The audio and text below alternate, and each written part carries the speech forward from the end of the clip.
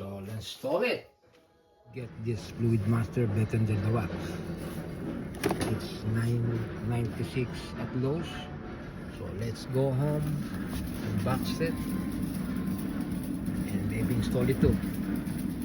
Finally, I already removed the old toilet that they have a crack on the tank. So I already cleaned this one. I never use this one since this one is lined up to the ground, is flush. So that's the way I pour it. The one I tell you, I give it a shot. I never use the, it comes with it, the wax. I just gonna give this one a chance to, I put some line there so that I make sure I have the same angle when I put the knife on. These nuts and the washer. So now it's time to put the toilet there. Hopefully I have a successful repair, no leaks. Let's do it. So toilet is lining up, so I have a very tight space there. So if I wish to show you how it look like before I pour it, I just gonna put 2 planks of wood. So let's see if this one I can show you.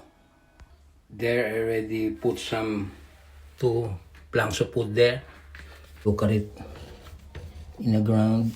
Hopefully you can see it.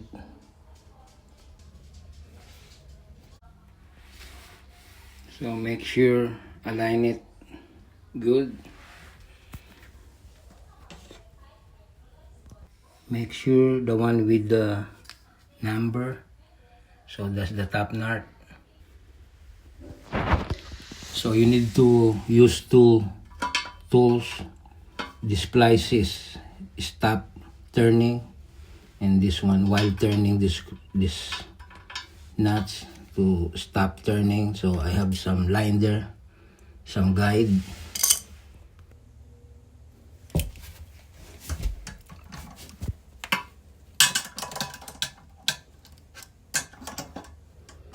So when it's tight, stop it to avoid crack. So if already tight, you can use this one without the pliers and turn it little. If it is snug, stop it. Don't crack the toilet to avoid crack. After you're done tight, move this one a little bit. If it is no shake, just keep going, put the tank on. So I just gonna dump this one there. Manual plus before we continue everything. If there's a leak, you can fix it. Don't put the tank yet, so that if you have some need to fix in the ground, you have some space, most especially my space tight. Here we go. Some moment of truth.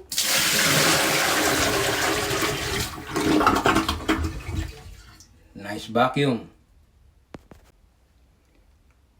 So I already do the 2 cycle, still do the same thing too.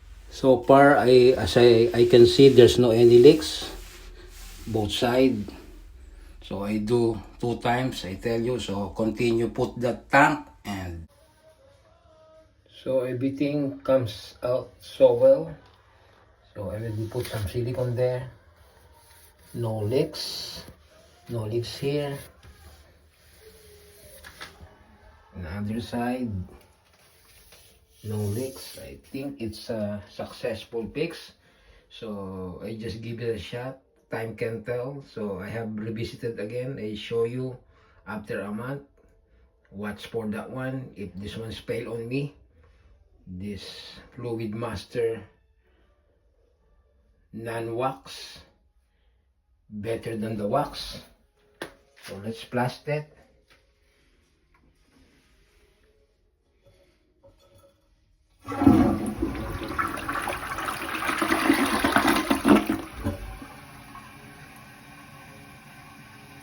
All normal.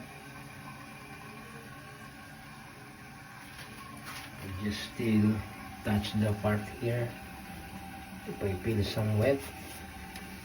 And this is the most important one. That's the use of the